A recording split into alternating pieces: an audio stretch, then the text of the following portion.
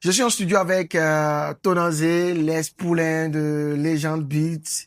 Il y a une polémique en ce moment, comme on sait, sur les réseaux sociaux autour d'une affaire de droit d'auteur. Tonazé, ça va, la femme? Ça va super bien.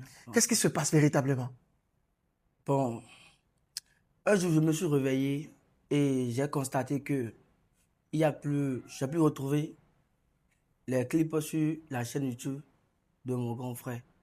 Ouais. J'étais un peu étonné, raison pour laquelle j'ai fait ce genre de post pour annoncer au public parce que tout le monde sait que mes projets, mes prods sont sur sa chaîne. Donc, j'ai dû faire ce genre de post pour que tout le monde soit au courant que qu'il a plus mes clips sur sa chaîne YouTube. J'ai envie de te poser une question. Oui, Tu n'es plus avec Legend. non. Euh, Qu'est-ce qui s'est passé pour qu'aujourd'hui vous ne soyez plus ensemble? Est-ce que vous êtes disputés? Est-ce que c'est de commun accord? Dis-nous. Bon, en fait, il y a rien.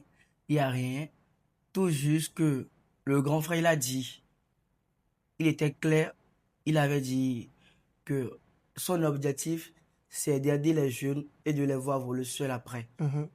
Donc, la manière dont il a dit, moi je me suis dit, si c'est d'aider les jeunes pour les voir voler seuls après, pourquoi ne pas commencer par voler seul dès maintenant pour pouvoir être encore plus fort dedans? Parce qu'au moment où lui, il va décider Je dis, de nous l'aventure lâcher, s'arrête.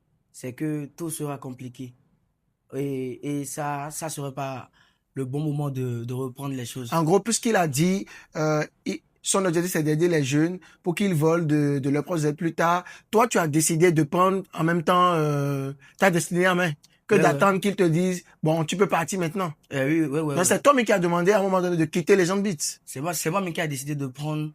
Ton Et, envol d'être indépendant, oui, oui, parce que les choses ne se passent plus. comme avant. Ouais, ouais. Qu'est-ce qui a changé entre-temps? Quel était le traitement initial? Comment il te traitait au début? Et puis, après, il a changé et tu t'es dit, c'est le moment de partir. Bon, en fait, on avait parlé d'un contrat. Mhm. Le contrat disait quoi? C'était les clauses du, quoi les clauses du contrat? C'était de me produire et c'est que il y avait des détails dans le contrat et tout. Il y avait des détails d'argent. Des détails, c'est pas forcément d'argent, OK? quand on parle des prods, et clips et tout, s'habiller et tout et autres. Il y avait des détails, mais depuis le début, on n'a pas trop respecté les détails. On a travaillé comme grand frère, petit frère. Si je On comprends appelle bien, ça comme ça. si je comprends bien, Oui.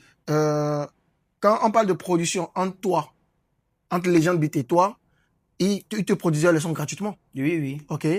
Il t'a fait les clips gratuitement? Ouais, il m'a fait des clips. Mais, Gratuitement. ouais, ouais, il m'a fait des clips, mais nous aussi, on ne baisse pas les bras.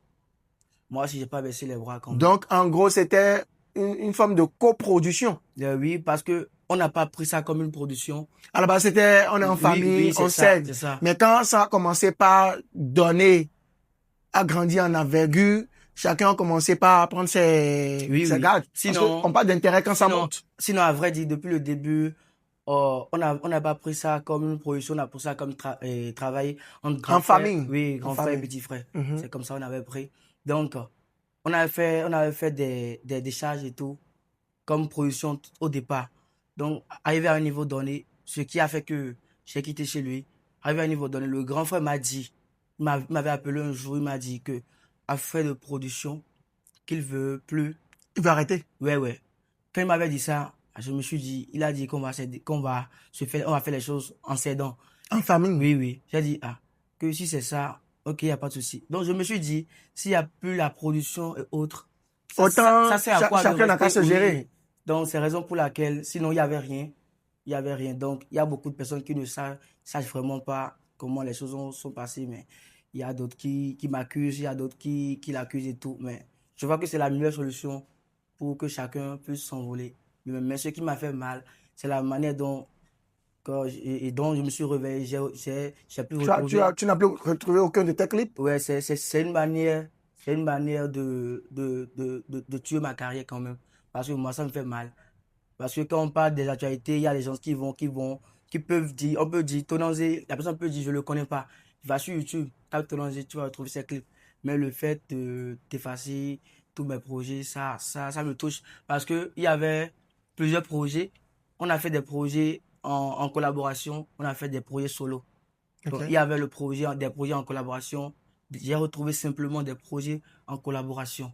Et c'est tes propres projets qui ont disparu. Oui, oui, mes propres projets qui ont disparu et le grand frère a donné comme raison que ce sont nos projets qui réclamaient les droits d'auteur. Ou soit que c'est nous qui... Mais qui réclame les droits d'auteur, là?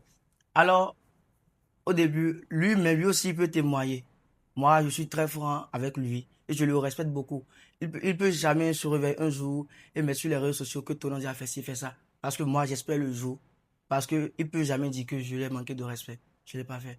Mais, au début, notre projet, le projet Zandé Dinivoti, les gens ont volé le projet, ils ont mis ça sur les droits d'auteur. Parce qu'en ce temps, on n'avait pas les plateformes légales. En résumé, le problème de vol de droits d'auteur est vraiment sérieux au problème. Ouais, pour les deux projets au départ.